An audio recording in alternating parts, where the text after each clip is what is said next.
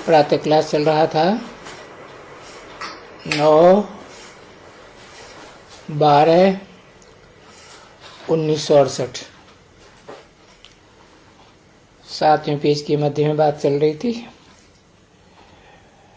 मोह की। वेद का बाप बैठ करके बच्चों को समझाते हैं कि देखो इस शीशी दुनिया अब कितनी बची हुई है, तो इनसे तो अब मोह हट जाना चाहिए, इसमें जास्ती मोह नहीं देना चाहिए। अभी तो वो गुलगुल एकदम फूल बन जाना चाहिए। तो देखो है ऐसे कितने हैं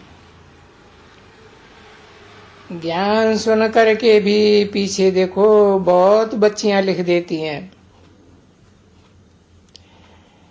कि बाबा ये इनका ज्ञान फिर भी उड़ गया।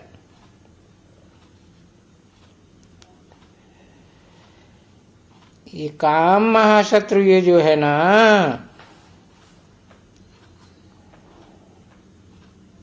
अब इसको टाइटल ही दिया हुआ है महाशत्रु।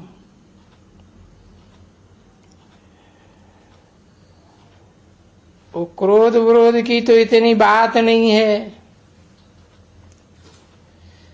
ऐसे तो क्रोध भी आता बहुत है, क्योंकि कामेषु क्रोधेषु होते रहते हैं। काम की आस इनकी पूरी नहीं होने के कारण वो क्रोध करते हैं। तो बच्चे ये बच्चियां बहुत तंग होती हैं।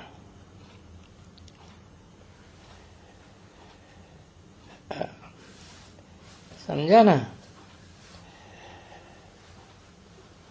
अभी उनको लिखते हैं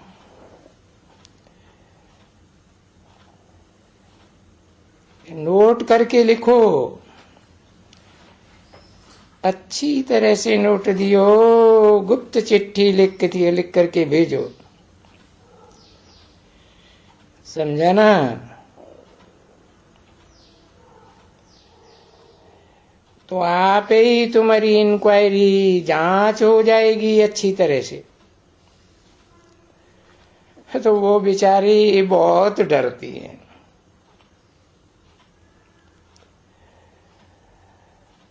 जब वो ईश्वरीय ज्ञान का नशा चढ़े ना और महावीरनी बने ना, तो कोई कुछ कहे भी। हाँ ऐसे भी है कोई के जा करके खुद चली जाती है रिपोर्ट करने के लिए, रिपोर्ट जा करके दर्ज करा के आती है ना? पीछे ये तो जरूर है ना, पीछे कुछ न कुछ सटका तो खाना ही पड़ता है।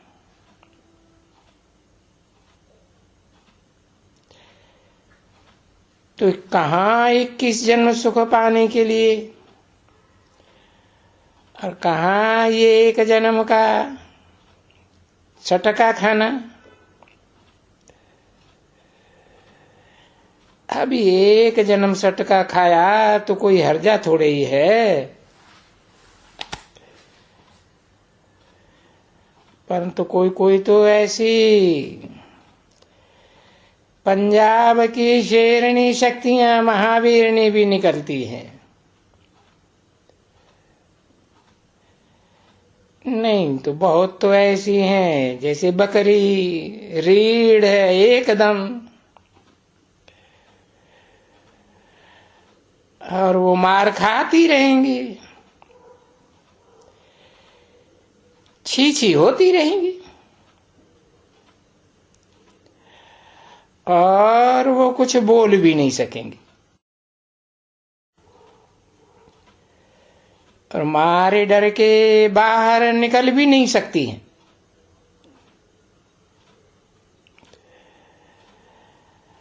अब बाबा ने ये तो नहीं समझाया है, क्योंकि बाबा तो अनुभवी है। क्योंकि ये भारत के राजाओं ने तो इनके पिछाड़ी राज्य गंवाया है।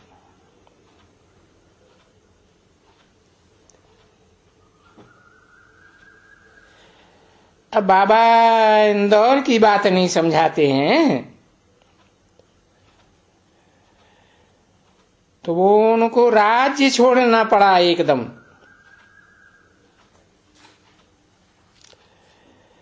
बोला अगर नहीं तो फिर केस चलेगा तुम्हारे ऊपर।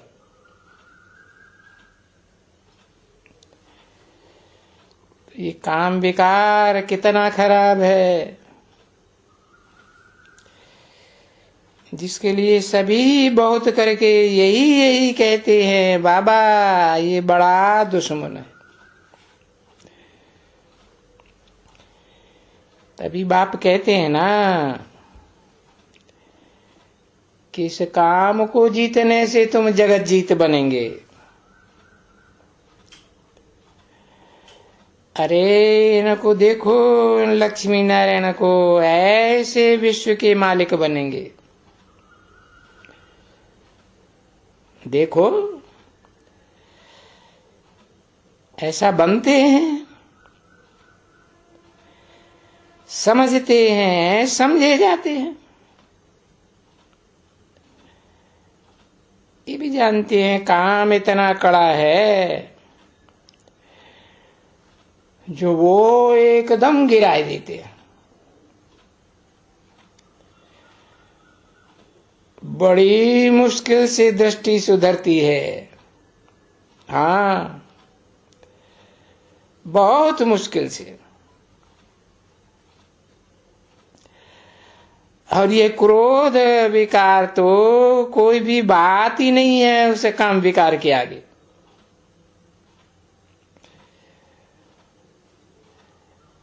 इसने ही ये देखो कैरेक्टर सारी दुनिया के बिगाड़े हुए।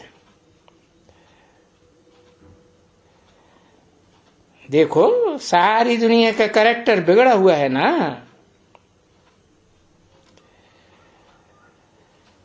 जरूर वो कुछ समझते हैं कि बरोबर पैराडाइज हो करके गया है, इस भारत में बहिष्त हो करके गया है।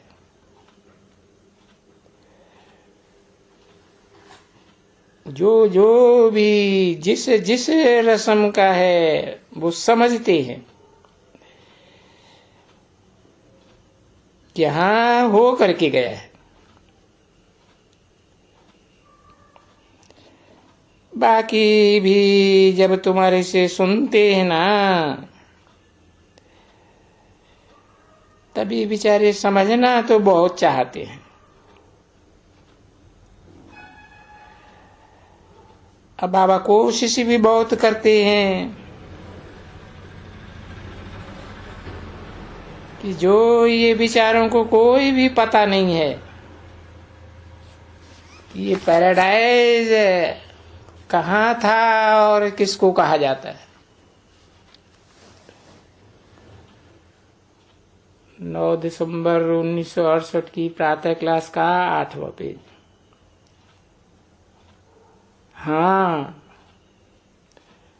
ये भी नहीं जानते हैं कि पैराडाइज किसको कहा जाता है। राजयोग की बातें जो समझते हैं,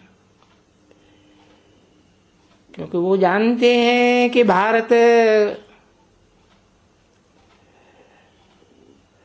पैराडाइज था। पर ये कौन सा योग, कौन सा राजयोग था जो हम सीखें, हम भी सुने समझें।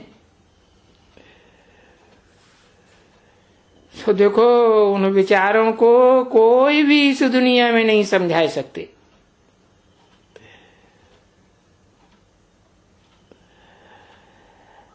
अभी तो उनके ही हवाले में ये नाम है आगे ऐसे दिन भी आएंगे जो तुम जाएंगे उन लोगों के पास, विलायत भी तुम जरूर जाएंगे।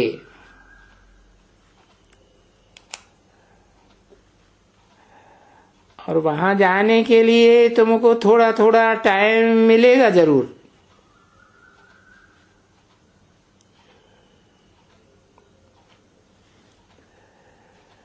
इतना टाइम नहीं मिलेगा जितना भारतवासियों के लिए मिलेगा।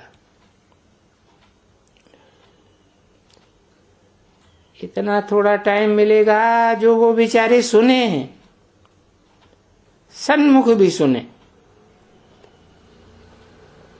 वो भी तो बाबा के बच्चे हैं ना, तो बच्चों पर बाप को तरस पड़ता है। वो भी बेचारे सुने तो सही कि पैराडाइज कैसे प्राप्त होता है, और वो पैराडाइज कैसा था।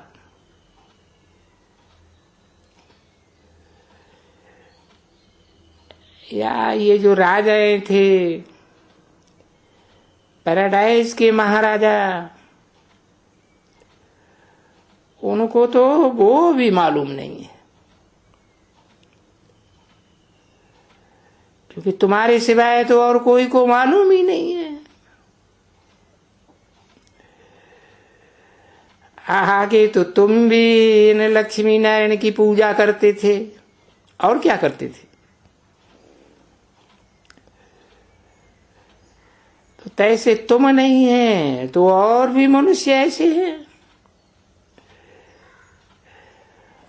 वो भी तो यही पूजाएं करते हैं।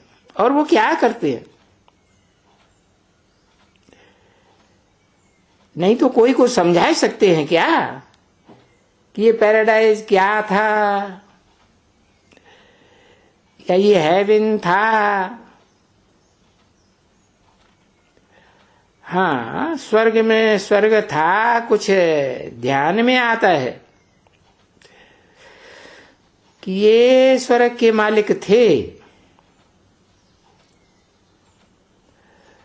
परंतु बुद्धि में बैठाई दिया गया कि लाखों वर्ष हो गए।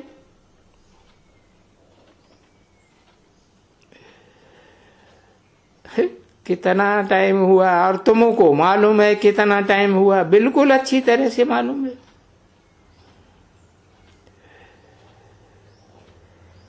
तो बच्चों को यही लात, यही तात तात लगी रहे, और तो दुनिया भी सभी बातें भूल जाना चाहिए एकदम। यही ईश्वरीय ज्ञान का धंधा, समझाना है कि वो सबका बाप भी तो ये एक ही है ना, जिसको हम कहें कंबाइंड बाप दादा।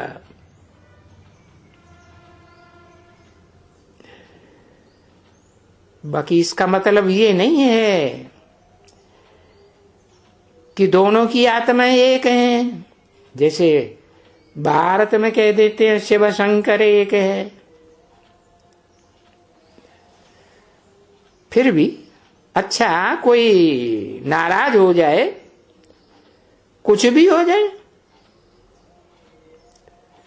बोलो आओ बच्चे, बाप के पास तो आओ, देखो आकर के बाप कैसा है। क्योंकि वो बेहद का बाप तो सभी के दुख दूर करने वाला है। ऐसे नहीं कि सिर्फ देवी देवता सनातन धर्म की आत्माओं के दुख दूर करने वाला है, कोई भी धर्म का हो, सबके दुख दूर होते हैं, सबको मुक्ति, जीवन मुक्ति का वर्षा देने वाला है। तो वो तो हो गया बीमारी सीमारी की बात, और ये तो सभी होंगे ना, है। बाकी नई दुनिया में बीमारी सीमारी तो नहीं होगी।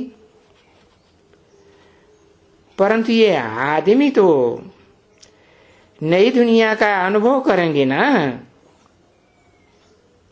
भले थोड़ा एक जन्म।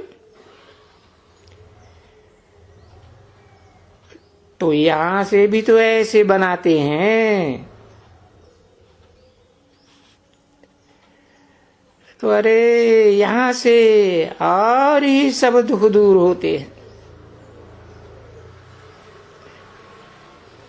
जो सुन सुन करके समझ करके कि हम अभी ट्रांसफर होते हैं अपने सुखधाम में, तो ये सुखधाम में ट्रांसफर होने की खुशी बहुत रहती है। और फिर वहां नई दुनिया में जाने की, सुखधाम की, वहां की तो बात ही छोड़ दियो। क्योंकि तुमको तो लॉटरी मिलती है, बहुत फर्स्ट क्लास लॉटरी। तुमको तो A1 लॉटरी मिलती है। इसी ब्राह्मणों की पुरुषोत्तम संगमी की दुनिया में मिलती है।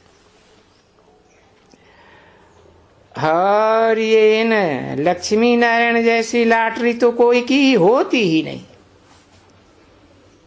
यथा राजा तथा प्रजा। अभी भी देखो यादगार में बहुत लॉटरी डालते हैं, है? तुम बच्चों को ये मालूम है? जुआ जुआ खेलते हैं। पर सबसे नंबर 1 जुआ खेलती है ये गवर्नमेंट।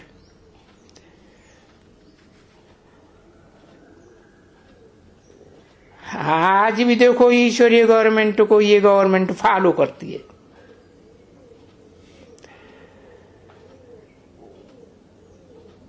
और खेलते हैं, फिर पकड़ते हैं ना बच्चे। अरे बहुतों को पकड़ते हैं, जुआ खेलते हैं।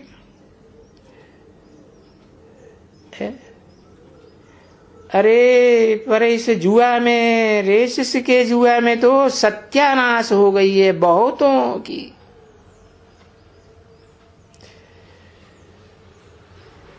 और ये रेस की जुआ तो सब कोई सीख रहे हैं। कोई न कोई लॉटरी मिल जाती है। पीछे घोड़ों की लॉटरी, घोड़ों की रेस नहीं तो कोई दूसरे मुर्गों की रेस, मुर्गों की रेस, तीतरों की रेस, और लड़ाई की रेस है। देखें किसका मुर्गा जीतता है, किसका तीतर जीतता है। अभी सब जो बड़े बड़े इलाके हैं ना, मद्रास है, मैसूर है, फलाना है, टीरा है, सभी जगह लॉटरी। पीछे लिखते हैं वहां लॉटरी डालने से हमको 10 लाख बचा, 20 लाख बचा, 50 लाख बचा। जुआ से बचा और दूसरों को पकड़ते रहते हैं। अब देखो इसको कहा जाता है अंधाधुंध सरकार।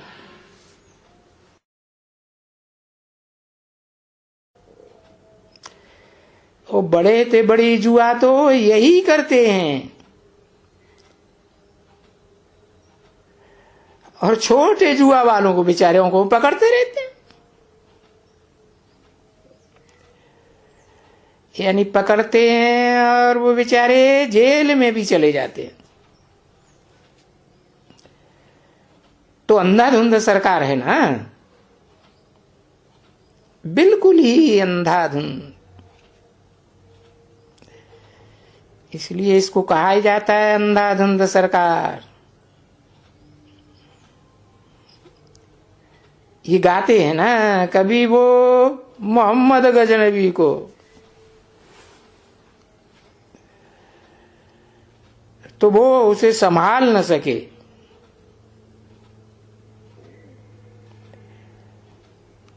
भारतवासी अपने राज्य को ही नहीं संभाल सके।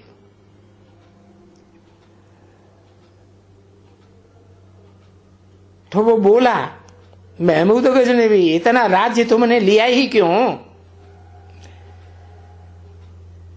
जो तुम देख रेख भी नहीं कर सकते, संभाल नहीं कर सकते हो। तो देखो, ये इतना भारत का राज्य है, कोई संभाल थोड़े ही किसी की ले सकते हैं। और तुम बच्चे तो अपनी संभाल आप ही करने के लिए सब बेहद के बाबा से यहां सीख रहे हो, समझे ना? क्योंकि तुम ही खुद अपने को सुधार रहे हो, अपने पुरुषार्थ से सुधार रहे हो, सुधार करके अपनी ही राजाई ले रहे हो। और फिर उसमें कोई लड़ाई झगड़े बगड़े की तो कोई बात ही नहीं है। बाबा कैसे आकर के योग बल से सब कुछ तुमको सिखलाते हैं कि भाई योग बल से ही तुम विश्व के मालिक बन सकते हो।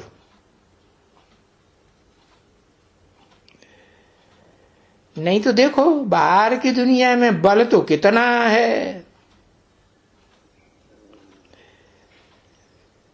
बल है, नहीं तो ये लड़ते क्यों हैं आपस में? अपनी अपनी ताकत दिखलाने के लिए लड़ते हैं। और उनको अपनी ताकत का फील तो होता है ना कि हम ही जीतेंगे, हाँ हम ही जीतेंगे। ये तो समझते हो ना बच्चे, ये सभी जो भी लड़ेंगे एक दो में, देखना कि आपस में ये लड़ेंगे तो जरूर, और पक्का पक्का एकदम लड़ेंगे, समझे ना? तुम बच्चे अखबार हैं तो पढ़ते नहीं हो, पर दिन प्रतिदिन वो जैसे कि बस अभी बड़ी लड़ाई लगी कि लगी,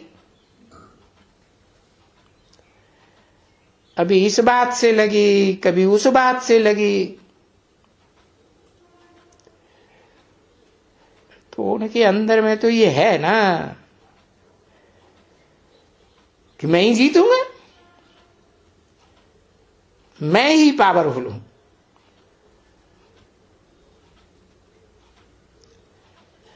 अब ऐसे तो नहीं है कि लड़ाई लड़ने से पहले कोई समझते हैं कि मैं हारूंगा, नहीं। और उन लड़ाई लड़ने वालों में भी खास वो हैं दोनों क्रिश्चियंस, रशियंस और अमेरिकन्स है आपस में क्रिश्चियन ही, दूसरे धर्म वाले तो कोई नहीं है। और दूसरे धर्म वालों तो विचारों में कुछ है ही नहीं ताकत।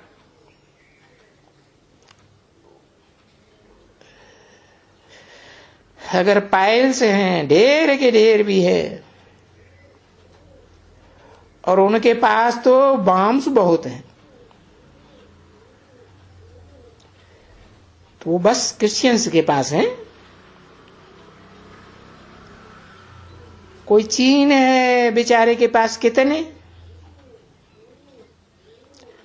8, 10, 20, 25 छोड़ देते हैं। अरे इतना खर्चा भी तो खाते हैं। देखो तो फ्रांस में वो बेचारे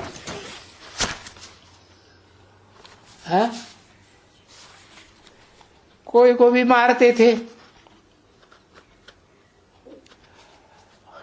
मारते थे क्या? नहीं, कोई को भी नहीं मारते थे। तो वो भी बोलते थे हम भी बनाएंगे बम्स। अरे खर्चा बहुत लगता है ना, तो फिर छोड़ दिया कि अब बम्स नहीं बनाएंगे।